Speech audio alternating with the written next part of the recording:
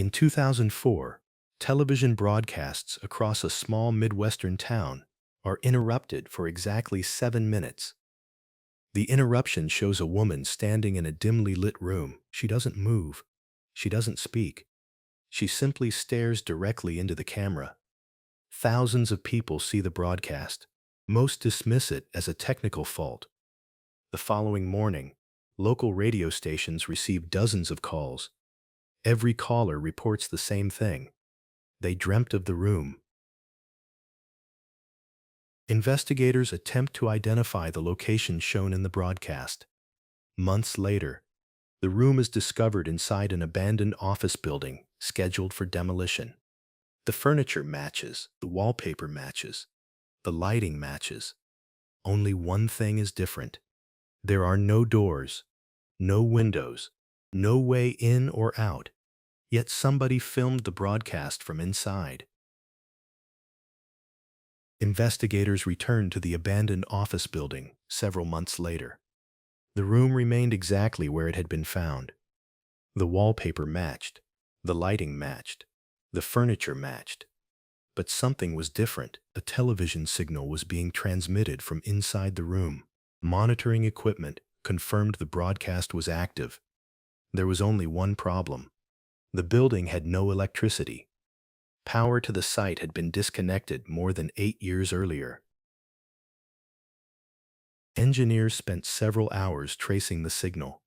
Every measurement pointed to the same location, the room. Yet no cameras were present. No recording equipment was found.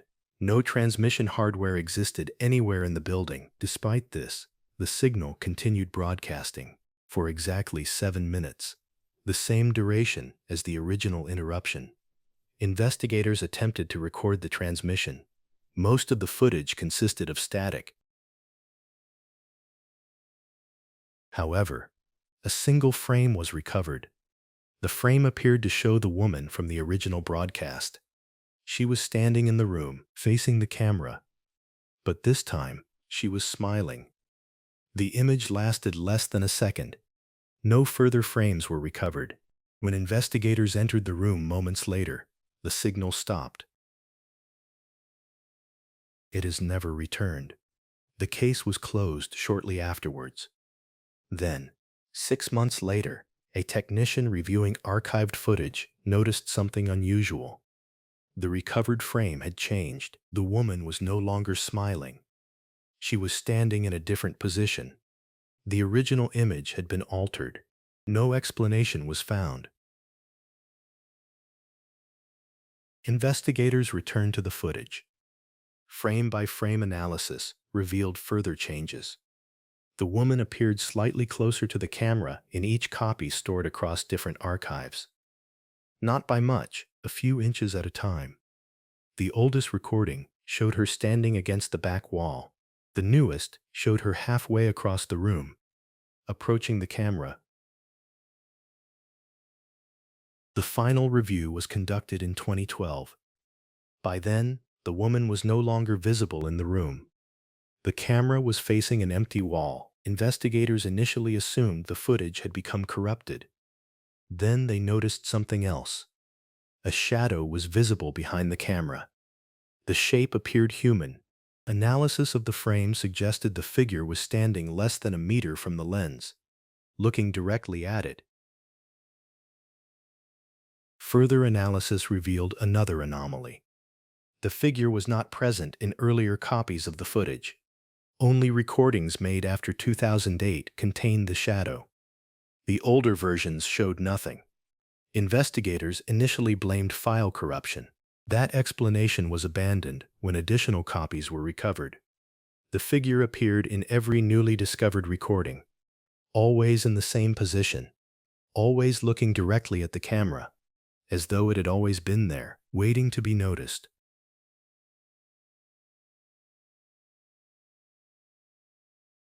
According to railway records, Shinkawara Station does not exist.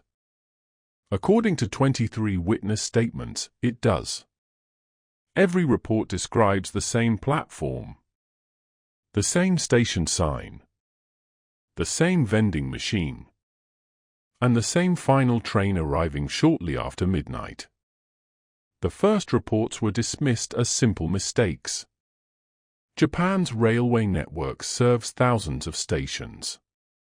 Confusion was inevitable. That explanation became difficult to maintain. The witnesses had never met. They lived in different prefectures. Several were interviewed years apart. Yet their descriptions were almost identical. According to each account, the journey began normally. Passengers boarded a late-night train and traveled through several scheduled stops without incident. Then, shortly after midnight, the train stopped at a station that did not appear on any route map. Shinkawara. Most passengers remained on board. A small number chose to leave. Some out of curiosity. Others believing they had reached their destination. Every witness described the platform the same way. A single track. A covered waiting area. An illuminated station sign. And a row of vending machines that appeared to be decades old. Several passengers also reported an unusual feeling. Not fear. Not danger. The sense that they had arrived somewhere they were expected to be. One witness later stated that the station felt familiar, as though he had visited it before, despite knowing that he never had. The train remained at the platform for approximately 2 minutes. Then it departed. According to every account, nobody boarded. Nobody left. The doors closed. And the train disappeared into the darkness. The station should not have existed. Yet over the following decade, reports continued to arrive. And every one of them described the same place. As reports continued to accumulate, investigators began searching for a pattern. They found one almost immediately. Passengers who claimed to have visited Shinkawara rarely spoke about what happened there. Instead, they spoke about what happened afterwards. Several described feeling disoriented for days following the encounter. Others reported recurring dreams involving the station. The details were always the same. The platform. The vending machines. The empty tracks disappearing into darkness.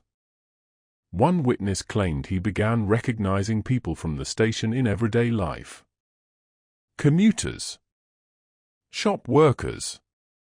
Strangers passing in the street. According to his statement, they would stare at him for a moment, then disappear into crowds. More unusual reports soon followed.